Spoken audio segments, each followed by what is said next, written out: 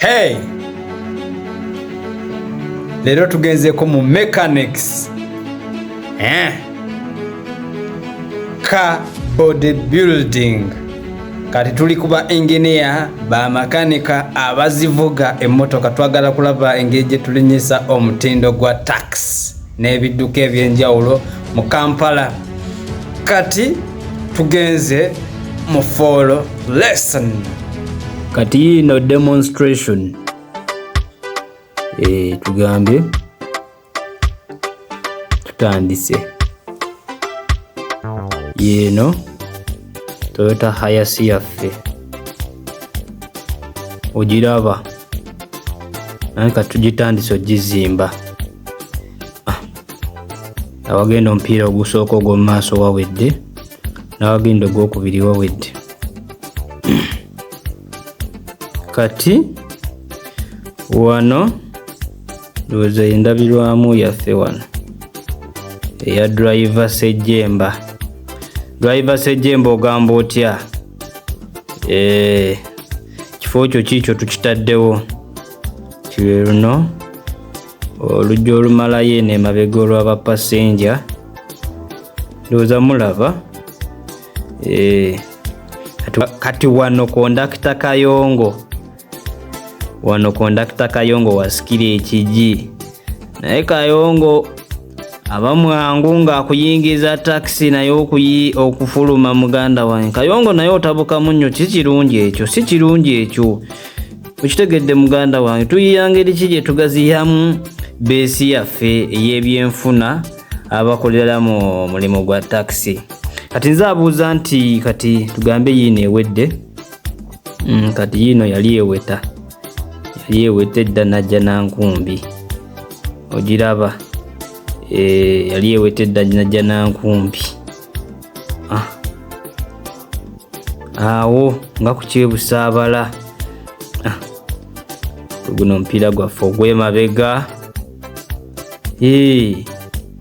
Omulimu twagala tubeere nga gubeera enriched. Agamba nti yali teweeta kati wano yali ekola ki? Eryo si koona.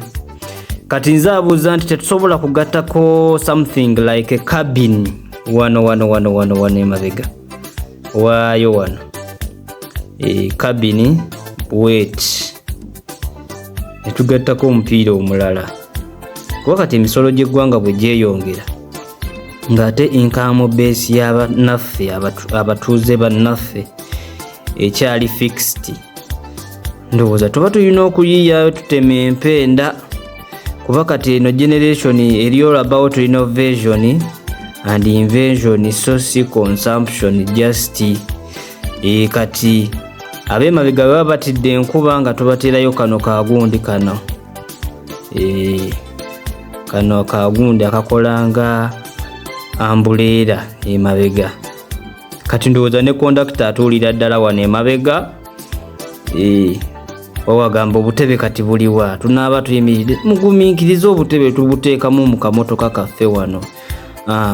Iyo namba tya watuula wano omutto. Ndowooza guno gwogwa kondakita kuba tuyinza obbaleka eno emabega baba banaatera okutuuka ate ne babuukamu. Namba tya wuuyo atuddemu bulambalamba mu kawagoni kaffe emabega. Kondakita naye atudde wano. Na wano waliwo mwami Kayemba. Tekisobola kati negiri emito egyeri gye mutalabye kuba tetwagala bintu byaffe demonstration ebeere congested. Kati neno waggulu ne tutikkayo nga bwe tutikkayo ensawo z'emaali, ensawo z'amatooke. Obulamu ne butwanguyira. Wakati emisolo gyo girinnye enkandaggo. Tetugenda kulinda gavumenti egwe nga tusula njala tweri enkuta. Aba traffic batusaba enguzi. Ndowooza emmotoka yaffe yeeyo. Yes, nze abuuza aba engineer namwe abazimba abalina amagezi mu by'ebidduka. Tetusobola kugattako kano ka cabin ku Toyota Hiace drone. Kuba kati twetaaga eggwanga ery'abayiiya, si erigula obuguzi ebintu ebyebweru. Kitegedde aspiring road mayor Emmanuel Moses Ssenyonga. Yine emmotoka twagizimbye ewedde era ebifo bigwawo lwa buwoomi. Ebifo bigwawo lwa buwoomi.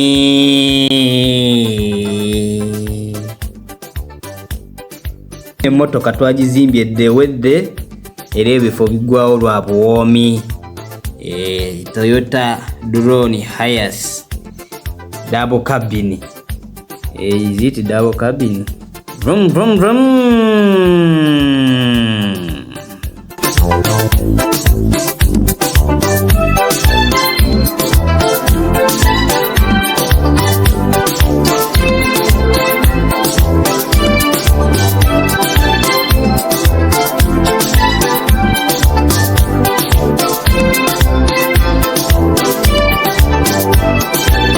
Waliwo transformation ya double cabin ne bagiteekako akantu nefuuka Toyota Surf, pichi ne bagigattako ako kawagoni nefuuka tukutuku. Kati ideology eno mbadde nsaba tugikwate n'obwegendereza tugizimbe abazungu nga tebannagibba. God bless you. Eyategeera bye twetaaga ate mulowooza sikisusizzaamuko. Ssenyonga gwe mulonzi gwe muloodi, akabonero gwe, akabonero ndowooza, akabonero buwanguzi era ekikopo kye kyaffe. Ekibuga okugenda ku feeza empya kiba kyetaaga eyo feeza empya ku bwa Lord Mayor. Londa Ssenyonga Moses, Ssenyonga Moses.